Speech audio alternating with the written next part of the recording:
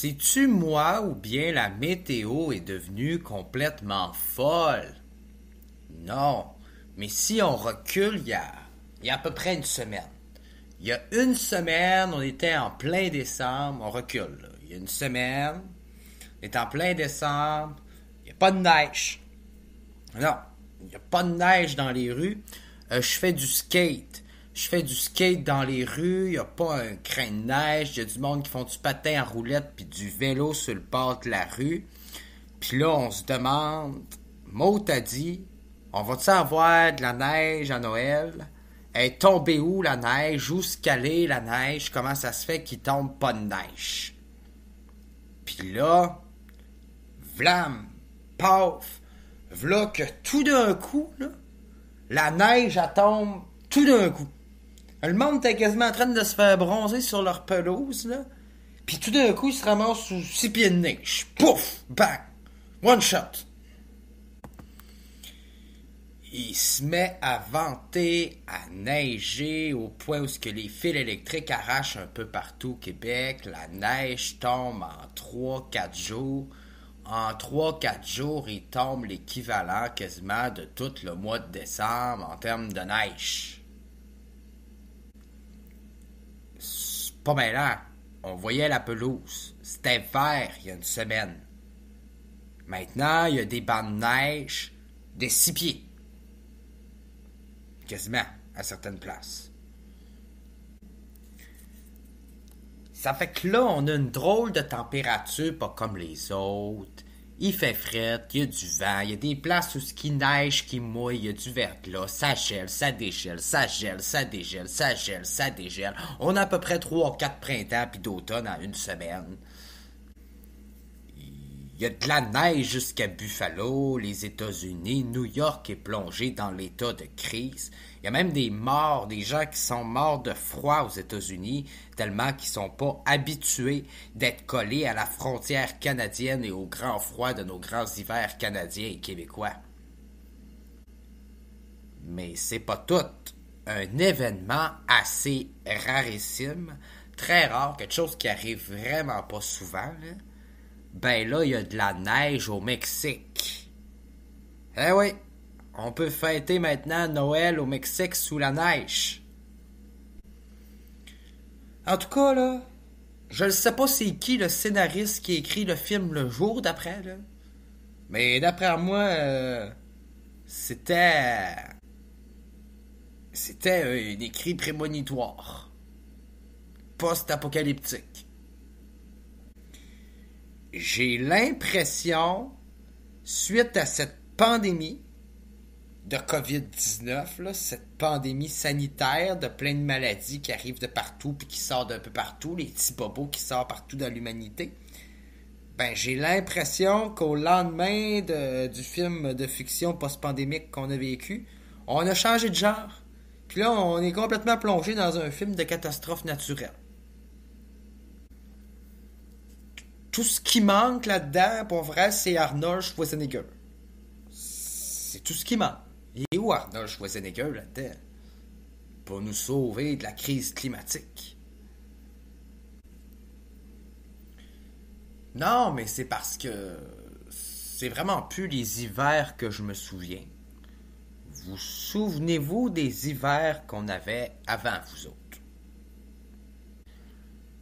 Non, mais c'est vrai, là. Vous souvenez-vous des Noëls qu'on avait avant? Avec la neige puis les hivers, comment que c'était dans le passé? Il y avait de la neige blanche partout. Il y avait quasiment de la neige, genre jusqu'à 6 pieds au-dessus de la maison.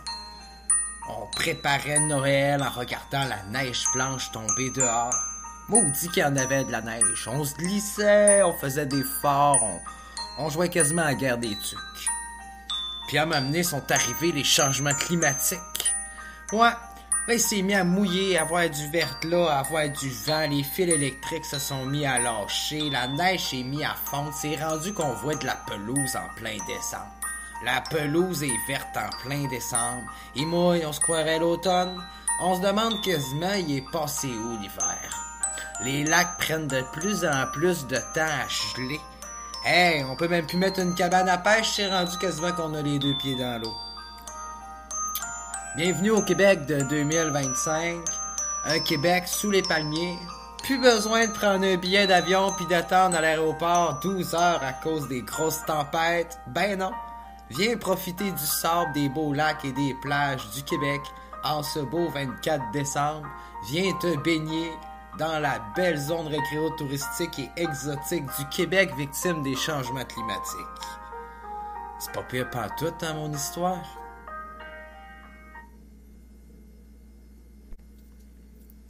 Fait que c'est ça. On avait des hivers. On avait de la neige. On avait des montagnes gelées, recouvertes de neige à l'année. Aujourd'hui, on a de la pluie, beaucoup de précipitations, des sécheresses, beaucoup de condensation dans le ciel. Puis des fois, on a des saisons où il tombe juste pas de pluie puis pas de neige. Puis tout d'un coup, ben, ça tombe d'un coup. Ça tombe one shot. Au lieu de tomber petit peu par petit peu comme ça tombait avant, maintenant ça tombe dans un cycle encore pire. Ce qui arrive, c'est qu'avec les réchauffements climatiques, les gens ils réalisent pas dans le fond que plus la Terre se réchauffe, plus la neige au nord, dans les montagnes, elle fond. La neige à fond. Plus les océans se réchauffent, plus ça fait de la vapeur d'eau. C'est pour ça qu'on a l'impression que le climat est de plus en plus chaud, humide puis insoutenable. Un point où que l'être humain et même la chaleur corporelle de l'être humain, pour lui, ça devient intolérable parce qu'à un moment donné, quand tu es recouvert d'eau et d'humidité, tu respires plus. Ben, notre monde, il est rendu comme ça. C'est rendu que quasiment plus d'humidité, de condensation dans les airs, dans les nuages, dans les masses nuageuses, dans le système atmosphérique, qu'il y en a sur Terre. C'est pour ça qu'on voit des grosses sécheresses, puis de grosses inondations. Parce qu'il fait tellement chaud, là, il y a tellement d'humidité qui s'en va dans le ciel, puis ça forme tellement des grosses masses de nuages. Ce qui arrive, ce que ça fait, c'est qu'au lieu de mouiller, ben là, il fait chaud, il fait chaud, il fait chaud, il fait chaud, l'eau s'accumule. L'eau s'accumule dans le ciel. Ça forme des grosses masses nuageuses. Puis là, à un moment donné, il y a trop de pression dans le ciel, ça éclate en grosses tempêtes. Ça fait que là, il tombe de l'eau, tombe de la neige, tombe du verglas. C'est pour ça qu'on se retrouve à avoir de la neige qui tombe one shot comme ça, en grosse bourrée de neige alors qu'il n'y en a pas eu du mois. C'est pour ça que des fois, il ne mouille pas pendant un mois, puis tout d'un coup, gros orage, grosse averse, des éclairs, la nature se déchaîne, il y a des pluies torrentielles. C'est pour ça qu'on voit de la neige au Mexique, puis de plus en plus vers le sud des États-Unis. Parce que là, ce qui arrive, c'est que l'eau s'évapore. L'eau s'évapore. L'eau s'évapore. Mais là, les nuages, ils mouillent pas, là. Ça se condense. Ça se condense. Puis là, les nuages, mettons qu'ils sont au Canada, ben là, il y a du vent qui se lève. Fait que là, les gros vents d'humidité froide, de condensation dans le ciel qui s'est formé, ben, ils s'en vont vers le sud. Puis, poum, ça tombe en neige sur le sud. Même si c'est un territoire hyper chaud, où il n'y a pas de neige d'habitude, ben, il y a une grosse masse froide qui descend du nord et s'envoie toute la neige du Canada. Go to the Mexico! Directement en Californie, au Mexique, aux États-Unis, à Buffalo, au Texas, un peu partout dans le sud. C'est juste pour vous dire que même un jour, il pourrait y avoir de la neige dans les Caraïbes, tiens. Je pense qu'on a déjà vu Hawaï. Tout ceci ne fait que démontrer scientifiquement à quel point que le cycle de l'eau est bouleversé par les changements climatiques. On a des saisons chaudes dans lesquelles il y a quasiment plus d'eau dans les cours d'eau, dans lesquelles les lacs sont asséchés. Pendant ces saisons d'extrême chaleur, l'eau s'accumule dans le ciel.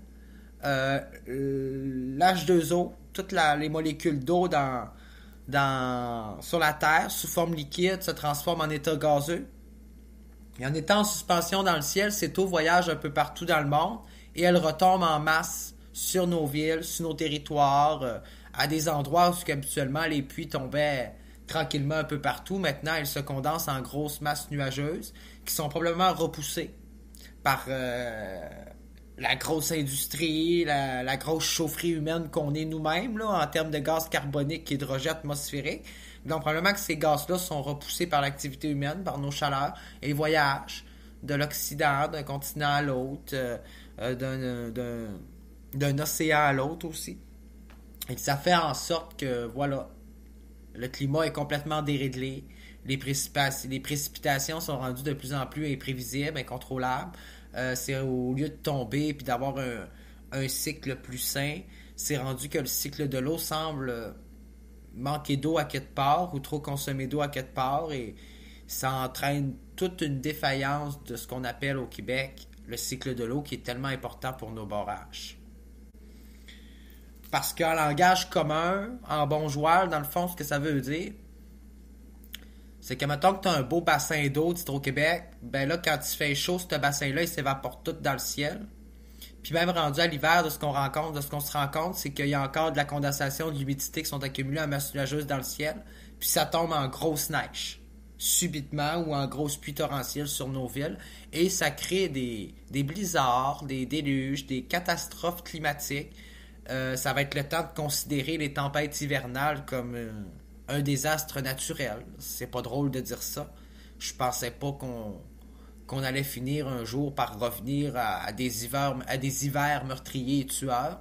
On savait que les premiers colons qui sont venus en Amérique n'ont pas eu nécessairement des hivers faciles, mais à l'époque, ils n'avaient pas notre technologie et toute notre architecture en termes d'habitation. Donc, c'est un peu déplorable de voir qu'aujourd'hui, on voit l'hiver devenir à ce point un désastre naturel en plein Noël, en plein temps des fêtes. C'est le bordel sur nos routes. Il y a beaucoup de pays qui connaissent pas ça, la neige, ou beaucoup d'États aux États-Unis qui sont pas habitués de voir ou trop d'avoir de la neige. Leurs maisons, leurs infrastructures, leurs villes sont pas faites, sont pas préparées à ça. Si Hydro-Québec en arrache au Québec à reconnecter nos maisons sur le réseau électrique puis nos prises de courant sur le 420, ben aux États-Unis, ils doivent rusher puis pas à peu près. Donc là-dessus, un petit mot de compassion envers nos voisins américains qui connaissent pas encore complètement les joies de l'hiver, comme on dit par ici. Parce que tout ça, qu'est-ce que ça veut dire? Ça veut dire que la météo va devenir de plus en plus turbulente, imprévisible, qu'aujourd'hui, on peut s'attendre à ce qu'il tombe de la neige un peu partout, à ce qu'il y ait des précipitations un peu partout. Puis c'est fini le temps où ce qu'un lac s'évaporait tranquillement sous un petit soleil et qui mouillait un petit peu plus, un petit peu autour. On est rendu à une époque où ce qu'avec les chaleurs extrêmes, c'est des états complets qui s'évaporent en termes d'eau puis qui retombent sur un autre état à côté. Donc, nous sommes condamnés à vivre les conséquences d'un désastre, d'un humidex, d'un taux d'humidité extrême, aberrant, qui entraîne un dérèglement complet du cycle de l'eau. C'est ça qui fait en sorte qu'il tombe des précipitations comme on voit aujourd'hui, comme on n'en avait jamais vu. C'est rare, c'est des événements rarissimes. On va souhaiter que ça se reproduise pas trop souvent, mais avec les conditions actuelles et les changements climatiques, c'est le genre de phénomène qu'il faut s'attendre à voir plus souvent, qui devrait se produire dans l'avenir pas mal plus souvent, et on n'est pas prêt de voir le phénomène moins se reproduire, selon moi, malheureusement. Si on en suit la tendance actuelle, si on en suit la science actuelle, il y a pas mal plus de chances que ce qu'on voit aujourd'hui dans les médias se reproduise pas mal plus souvent dans le futur pour nos enfants et pour les générations futures. C'est triste à dire, mais avec cette fonte des glaces, avec la perte de la masse glaciaire en Arctique, avec les chaleurs extrêmes et le centre de la Terre qui est littéralement en train de bouillir, et bien toute cette eau qui s'évapore, il faut bien que pour le cycle de l'eau et le cycle de la Terre, il faut bien quelque part qu'elle retombe à quelque part sur la Terre. Donc, c'est ça. Si on veut pas vivre dans un environnement de condensation bouillante, un jour, il va falloir réagir face à la fournaise humaine que nous sommes pour la planète et les changements climatiques, et c'est rendu même que ça bouleverse le cycle de